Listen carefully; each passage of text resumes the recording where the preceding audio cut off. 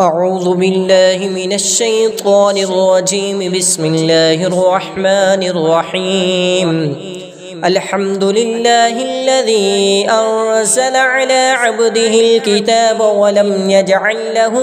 عوجا قيما لينذر بأسا شديدا من لدنه ويبشر المؤمنين الذين يعملون الصالحات أن لهم أجرا حسنا ماكثين فيه أبدا وينذر الذين قالوا اتخذ الله ولدا ما لهم به من علم ولا لآبائهم كبرت كلمة تخرج من أفواههم إن يقولون إلا كذبا فلعلك باقع نفسك على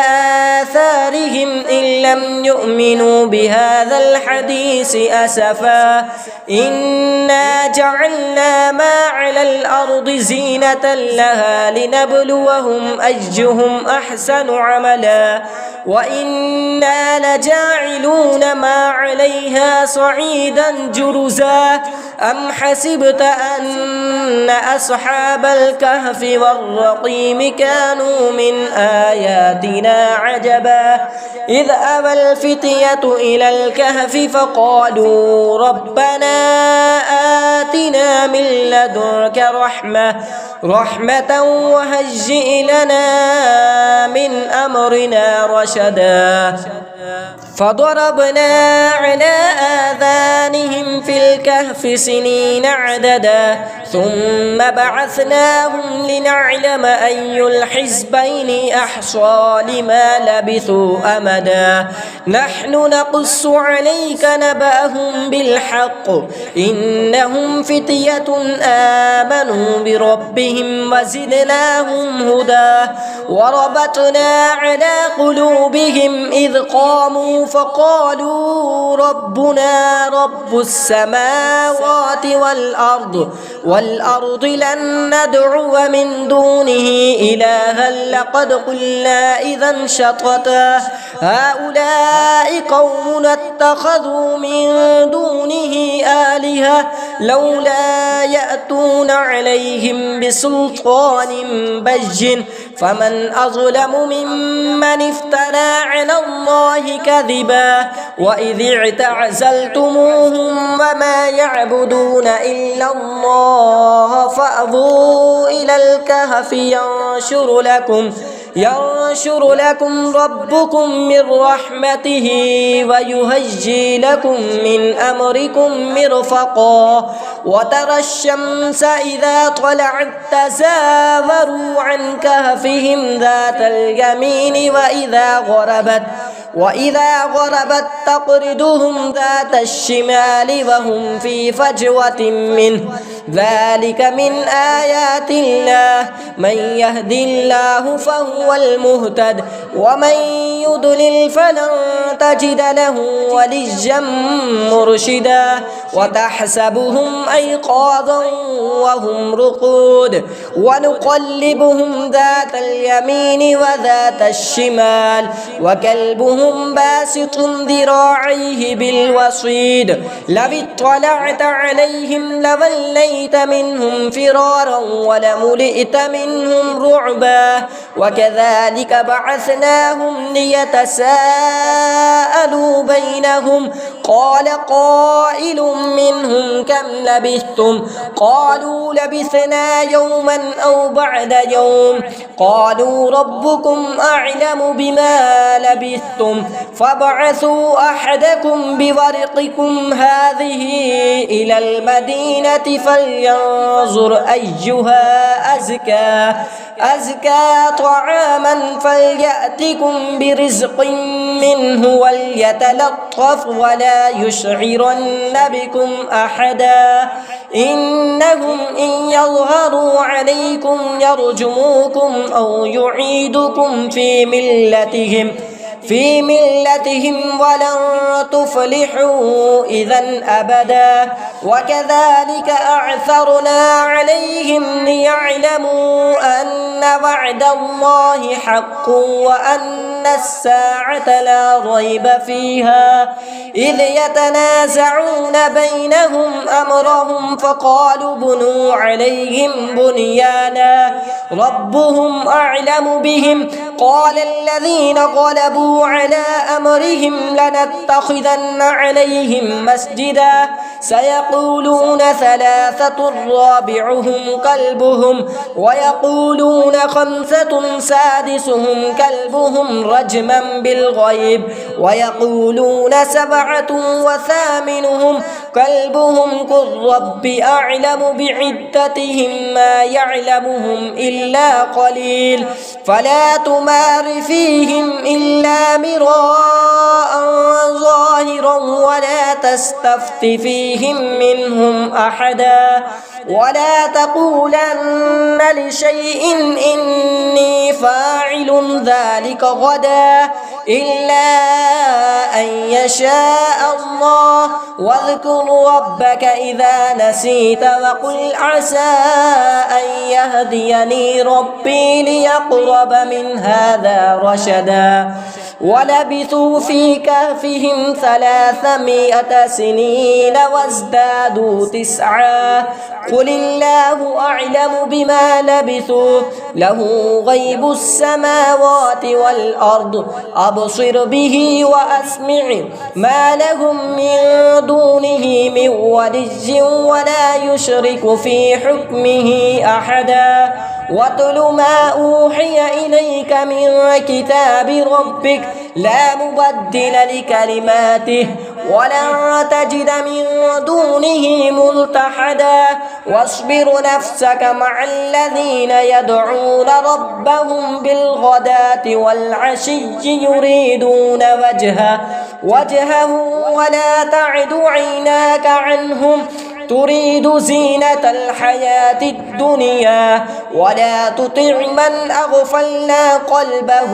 عن ذكرنا واتبع هواه وكان أمره فرطا وقل الحق من ربكم فمن شاء فليؤمن ومن شاء فليكفر إنا أعتدنا للظالمين نارا أحاط بهم سرادقها وإن يستغيثوا يغاثوا بماء كالمهل يشوي الوجوه بئس الشراب وساءت مرتفقا إن الذين آمنوا وعملوا الصالحات إنا لا نضيع أجر من أحسن عملا أولئك لهم جنات عدن تجري من تحتهم الأنهار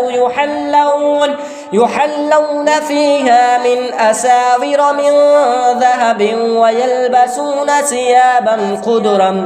خضرا من سندس واستبرق متكئين فيها على الأرائك نعم الثواب وحسنت مرتفقا واضرب لهم مثل الرجلين جعلنا لأحدهما جنتين من أعناب وحففناهما بنقل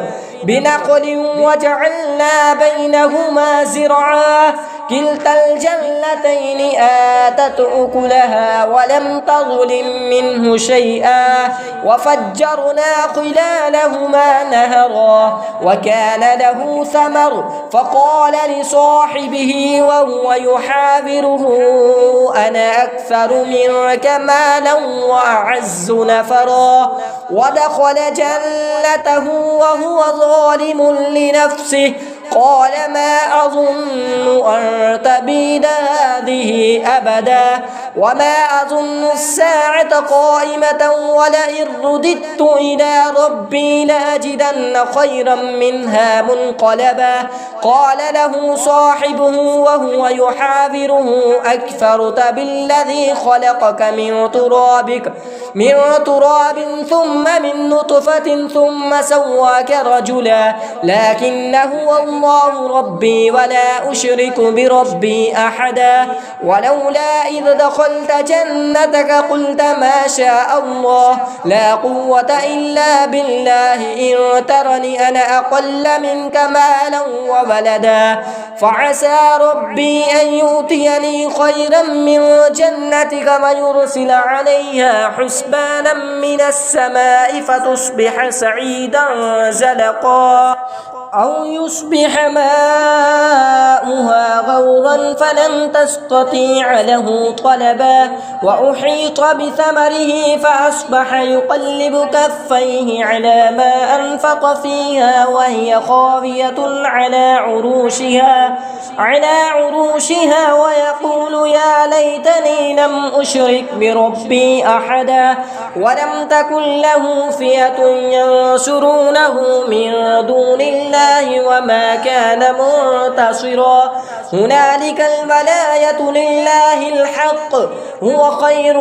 ثوابا وخير عقبا وضرب لهم مثل الحياة الدنيا كماء أنزلناه من السماء فاختلط به نبات الأرض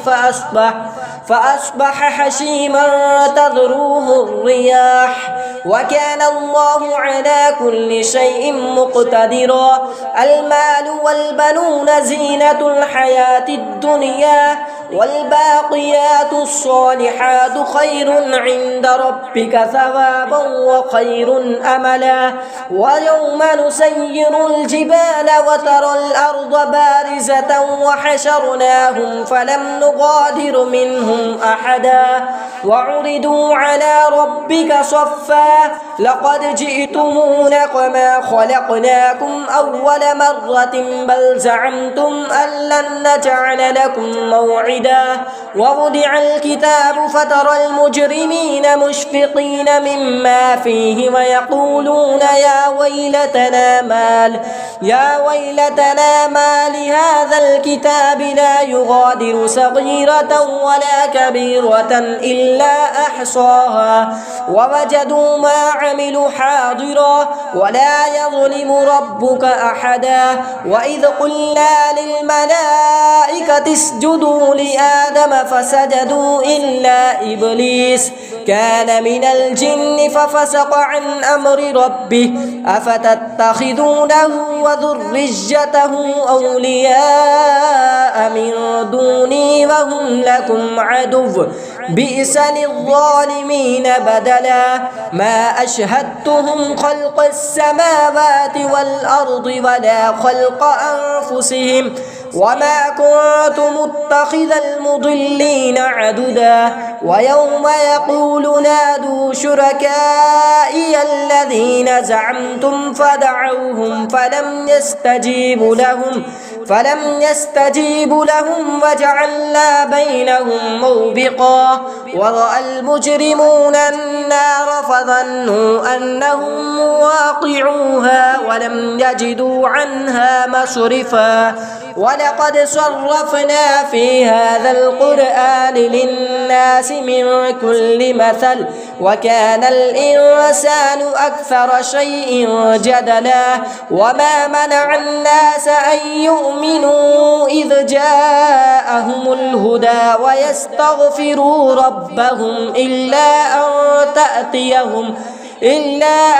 تأتيهم سنة الأولين أو يأتيهم العذاب قبلا وما نرسل المرسلين إلا مبشرين ومنذرين ويجادل الذين كفروا بالباطل ليدحضوا به الحق فاتخذوا آياتي وما أنذروا هزوا ومن أظلم ممن ذكر بآيات ربه فأعرض عنها ونسي ما قدمت يداه إنا جعلنا على قلوبهم أكنة أن يفقهوه وفي آذانهم وقرا وإن تدعهم إلى الهدى فلن يهتدوا إذا أبدا وربك الغفور ذو الرحمة لو يؤاخذهم بما كسبوا لعجل لهم العذاب بل لهم موعد لن يجدوا من دونه موئلا وتلك القرى أهلكناهم لما ظلموا وجعلنا لمهلكهم موعدا وإذ قال موسى لفتاه لا أبرح حتى أبلغ مجمع البحرين أو أمضي حقبا فلما بلغ مجمع بينهما نسي حوتهما فاتخذ سبيله في البحر سربا فلما جاوز قال لفتاه لآتين غداءنا لقد لقينا من سفرنا هذا نصبا قال أرأيت إذ أوينا إلى الصخرة فإني نسيت الحوت وما أرسانيه إلا الشيطان أن أذكره واتخذ سبيله في البحر عجبا قال ذلك ما كنا نبغي فارتد على آثارهما قصصا فوجد عبدا من عبادنا آتيناه رحمة من عندنا وعلمناه من لدنا علما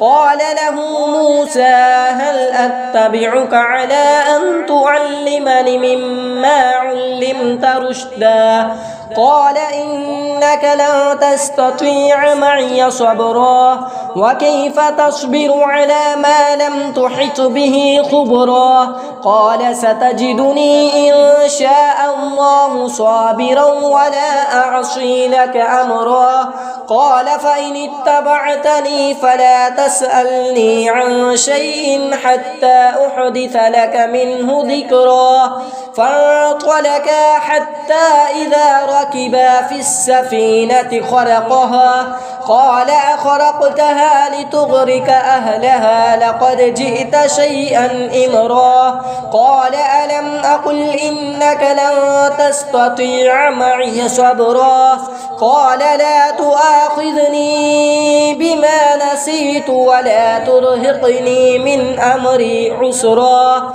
فانطلقا حتى إذا لقيا غلاما فقتله قال أقتلت نفسا زكية بغير نفس لقد جئت شيئا نكرا قال ألم أقل لك إنك لن تستطيع معي صبرا قال إن سألتك عن شيء بعدها فلا تصاحبني قد بلغت من لدني عذرا فانطلقا حتى إذا أتيا أهل قرية استطعما أهلها فأبوا أن يضيفوهما فوجد فيها جدارا يريد أن ينقض فأقامه قال لو شئت لاتخذت عليه أجرا قال هذا فراق بيني وبينك سأنبئك بتأويل ما لم تستطيع عليه صبرا أما السفينة فكانت لمساكين يعملون في البحر فأردت أن أعيبها وكان وراءهم ملك يأخذ كل سفينة غصبا وأما الغلام فكان أبواه مؤمنين فخشينا أن يرهقهما طغيانا وكفرا فأردنا أن يبدلهما ربهما خيرا منه زكاة وأقرب رحما وأما الجدار فكان لغلامين يتيمين في المدينة وكان تحته كنز لهما وكان أبوهما صالحا فأراد ربك أن يبلغا أشدهما ويستخرجا كنزهما رحمة من ربك وما فعلته عن أمري ذلك تأويل ما لم تستطع عليه صبرا ويسألونك عن ذي القرنين قل سأتلو عليكم منه ذكرا إنا مكنا له في الأرض وآتيناه من كل شيء سببا فأتبع سببا حتى إذا بلغ مغرب الشمس وجدها تغرب في عين حمئة ووجد عندها قوما قلنا يا ذا القرنين إما أن تعذب وإما أن تتخذ فيهم حسنا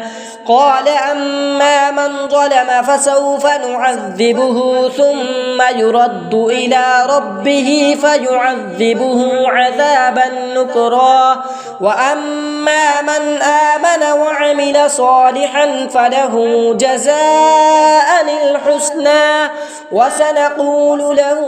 من أمرنا يسرا ثم أتبع سببا حتى إذا بلغ مطلع الشمس وجدها تطلع على قوم لم نجعل لهم من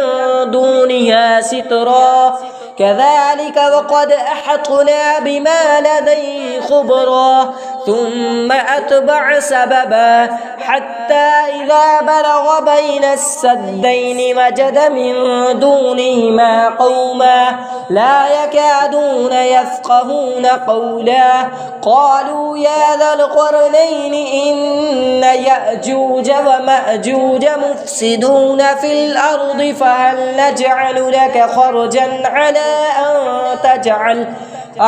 أن تجعل بيننا وبينهم سدا قال ما مكني فيه ربي خير فاعينوني بقوة أجعل بينكم وبينهم ردما آتوني زبر الحديد حتى إذا ساوى بين الصدفين قال انفخوه حتى إذا جعله نارا قال آتوني أفرغ عليه قطرا فما استطاعوا أن يظهروه وما استطاعوا له نقبا قال هذا رحمة من ربي فإذا جاء وعد ربي جعله دكا وكان وعد ربي حقا وتركنا بعدهم يومئذ يموج في بعد ونفخ في الصور فجمعناهم جمعا وعرضنا جهنم يومئذ للكافرين عرضا الذين كانت أعينهم في غطاء عن ذكري وكانوا لا يستطيعون سمعا أفحسب الذين كفروا أن يتخذوا عبادي من دون أولياء إنا أعتدنا جهنم للكافرين نزلا قل هل ننبئكم بالأخسرين أعمالا الذين ضل سعيهم في الحياة الدنيا وهم يحسبون أنهم يحسنون صنعا أولئك الذين كفروا بآيات ربهم ولقائه فحبطت أعمالهم فلا نقيم لهم يوم القيامة وزنا ذلك جزاؤهم جهنم بما كفروا واتخذوا آياتي ورسلي هزوا إن الذين آمنوا وعملوا الصالحات كانت لهم جنات الفردوس نزلا قل خالدين فيها لا يبغون عنها حولا قل لو كان البحر مدادا لكلمات ربي لنفد البحر قبل أن تنفد كلمات ربي ولو جئنا بمثله مددا قل إنما أنا بشر مثلكم يوحى إلي أنما إلهكم إله واحد فمن كان يرجو لقاء ربه فليعمل عملا صالحا ولا يشرك بعبادة ربه أحدا.